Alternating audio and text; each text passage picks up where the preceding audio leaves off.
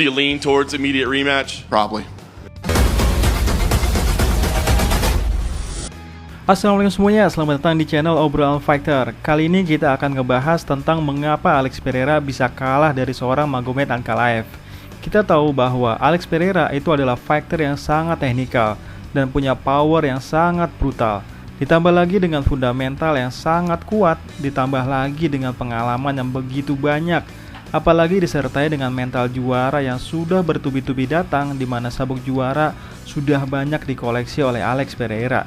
Tetapi gue melihat sosok Alex Pereira ini seolah menjadi Conor McGregor di masa kejayanya ketika pertama kali masuk kelas lightweight. Sedangkan Ankalaev ini seperti layaknya Khabib Nurmagomedov. Walaupun ya mereka nggak sama persis dan memang nggak sama dan juga punya story yang berbeda juga. Tapi ya gue hanya teringat aja akan pertarungan MMA terbesar sepanjang sejarah, yaitu Conor versus Khabib. Walaupun gue rasa pertarungan Alex Pereira versus Ankalaev dibanding dengan Conor versus Khabib itu nggak ada apa-apanya. Kita tahu bahwa baik Conor maupun Alex punya personal branding yang sangat dicintai UFC, bahkan dicintai oleh Dana White itu sendiri. Conor sangat berhasil memerankan peran antagonisnya, ditambah lagi dengan trash talk yang sangat sulit untuk dibantah. Hingga seringkali lawannya hanya bisa diam, ditambah lagi gaya bertarung Conor yang sangat amat menghibur dan sangat bagus untuk dipelajari. Pokoknya prime-nya Conor emang gak ada obat. Begitu juga dengan Alex Pereira, dengan tato yang menambah kesan seram pada diri Alex Pereira. Ditambah lagi ketika face off, Alex datang dengan penampilan yang sangat menyeramkan. Hanya saja Alex tidak punya trash talk yang brutal seperti Conor, tapi setidaknya Dana White sangat menyukai Alex Pereira. Juga karena gaya bertarungnya yang brutal dan terkesan sulit untuk dikalahkan. Apalagi baik Conor maupun Alex sama-sama punya tinju tangan kiri yang sangat mematikan, dan Alex punya jargonnya sendiri yaitu Shama. Dengan personal branding yang kuat, maka Dana White sangat menyukainya. Saking sukanya, Alex terus-terusan diberi jadwal pertarungan, karena Alex adalah satu-satunya fighter yang bisa merasakan 7 title fight hanya dalam waktu 3 tahun saja. Bahkan, tidak sampai 12 bulan, Alex sudah merasakan 4 title fight. Sedangkan Magomed Ankalaev boro-boro title fight. Dikasih lawan kontender nomor 1 aja udah bagus. Malah, sekalinya dikasih title fight malah robbery. Jadi seolah UFC ngejar Alex Pereira terus, sebelum Ankalaev benar-benar tidak bisa dihalang-halangi lagi untuk mendapatkan title fight. Sebelum Alex tidak punya alasan lagi untuk menjadi lawan Ankalaev. Dalam kata lain, UFC terus melindungi masa keemasan Alex sebelum Alex tidak bisa menghindar lagi dari Ankalaev. Sama seperti ketika Conor datang di kelas lightweight, langsung dapat title fight, lalu juara, dan gelar Conor terus dijagain. Padahal Khabib udah seharusnya menjadi lawan juara yang sesungguhnya, bukan melawan juara interim terus seperti Tony Ferguson.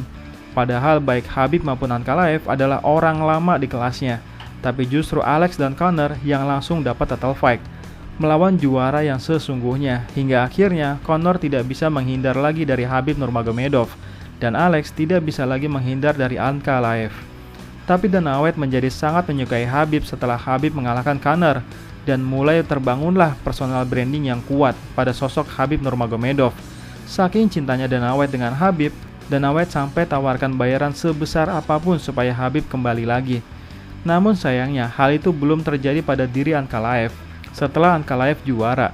Karena saat diwawancara, Dana White terang-terangan malah menjawab, "Itu bukan yang saya harapkan.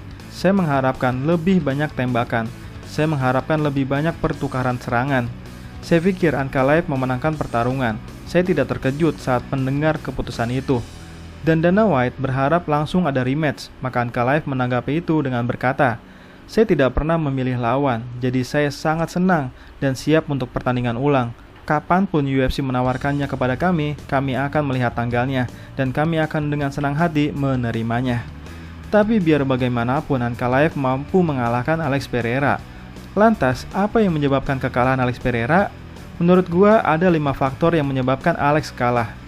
Faktor yang pertama, Ankalaev adalah seorang southpaw atau kidal. Walaupun Alex sudah pernah mengalahkan fighter southpaw, tapi biar bagaimanapun, melawan fighter southpaw ada kesulitan tersendiri bagi fighter ortodoks seperti Alex Pereira, karena Alex menjadi kesulitan untuk menembakkan hook kirinya karena sudah dikunci mati dengan kuda-kuda Ankalaev di mana kaki kanan di depan. Karena bayangin aja, selama 5 ronde penuh, Alex hanya bisa memukul wajah Ankalaev sebanyak 11 serangan saja. Faktor kedua, Alex hanya mengandalkan leg kick. Alex memang seorang kickboxer dan sudah pasti punya leg kick yang mematikan. Tapi selama ini, belum ada fighter di UFC yang tumbang karena leg kicknya Alex. Ditambah lagi, Ankalaev ini adalah fighter yang berpengalaman soal menerima leg kick. Alih-alih menghindar dari leg kick, Ankalaev malah menelan mentah-mentah hampir semua leg kick dari semua lawan-lawannya. Faktanya adalah ketika Ankalaev bertarung dengan Volkan Ozdemir, dari 23 leg kick yang Ankalaev hindari hanyalah 1 leg kick. Ketika bertarung dengan Thiago Santos, Ankalaev menerima 30 leg kick dari 37 serangan leg kick Thiago Santos. Ketika bertarung dengan Jan Blachowicz, Ankalaev menerima 25 leg kick dari 29 leg kick yang dilakukan Jan Blachowicz.